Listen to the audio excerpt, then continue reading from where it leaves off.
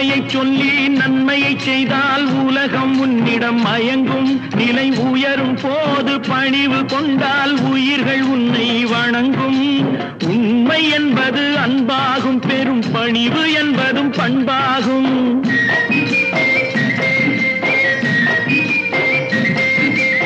உண்மை என்பது அன்பாகும், பெரும் பணிவு என்பது பண்பாகும். இந்த 4 கட்டளை அறிந்த மனதில் எல்லா நன்மையும் உண்டாகும், எல்லா நன்மையும் உண்டாகும். 6 மனமே 6, அந்த ஆண்டவன் கட்டளை 6. 6 மனமே 6, அந்த ஆண்டவன் கட்டளை 6.